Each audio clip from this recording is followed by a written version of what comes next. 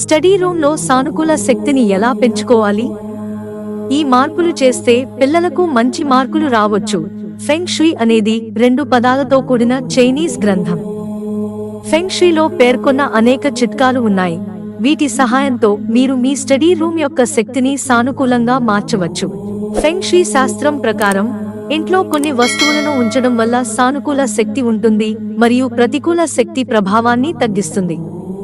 కాబట్టి మీరు కూడా స్టడీ రూమ్ లో పాజిటివ్ ఎనర్జీని కోరుకుంటే ఫెంగ్ షుయ్లో చెప్పిన ఈ విషయాలు చాలా సహాయపడతాయి.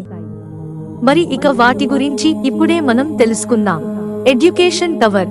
మీరు మీ స్టడీ రూమ్ లో పాజిటివ్ ఎనర్జీ ప్రవాహాన్ని పెంచాలనుకుంటే ఫెంగ్ షుయ్ యొక్క ఎడ్యుకేషన్ టవర్ ను ఇంటికి తీసుకురండి. స్టడీ రూమ్ కు ఉత్తర దిశలో ఎడ్యుకేషన్ టవర్ ఏర్పాటు చేయాలి.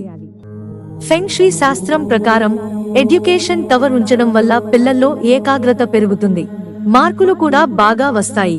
విండ్ చిమ్. విండ్ చిమ్ అనేది లక్కీ ఫెంగ్ షుయ్ వస్తువు. ఇది అదృష్టాన్ని ఆకర్షిస్తుంది మరియు సానుకూలతను కాపాడుతుంది.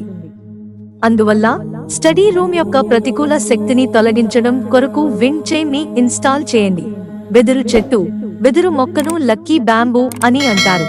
ఇంట్లో దీన్ని అదృష్టంగా భావిస్తారు. స్టడీ రూమ్ లో తూర్పు దిశలో ఈ మొక్కను పెట్టడం వల్ల స్టడీ రూమ్ లో సానుకూల శక్తి ప్రవహిస్తుంది. ఇంట్లో ఈ మొక్క ఉండడం వల్ల కుటుంబంలో సంతోషం, శ్రేయస్సు నెలకొంటుంది. Crystal ball. పిల్లల్లో జ్ఞాపక శక్తిని పెంపొందించాలంటే స్టడీ రూమ్ లో క్రిస్టల్ బాల్ ఉంచాలి. క్రిస్టల్ బాల్ ను ఉంచడం వల్ల స్టడీ రూమ్ లో ఉండే నెగటివ్ ఎనర్జీని తొలగించుకోవచ్చు. లాఫింగ్ బుద్ధుడు. ఫెంగ్ షుయ్ పురాణాల ప్రకారం లాఫింగ్ బుద్ధుడిని ఇంట్లో ఉంచడం చాలా పవిత్రంగా భావిస్తారు. ఇంట్లో లాఫింగ్ బుద్ధుడిని ఉంచడం వల్ల ఇంట్లో పాజిటివ్ ఎనర్జీ ఉంటుంది.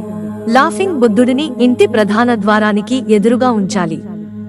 అప్పుడు మీరు ఇంట్లోకి ప్రవేశించిన వెంటనే లాఫింగ్ బుద్ధుడిపై మీ మొదటి చూపు పడుతుంది. మిత్రులారా, ఛానల్ సబ్స్క్రైబ్ చేసుకోవడం మర్చిపోకండి. ధన్యవాదాలు.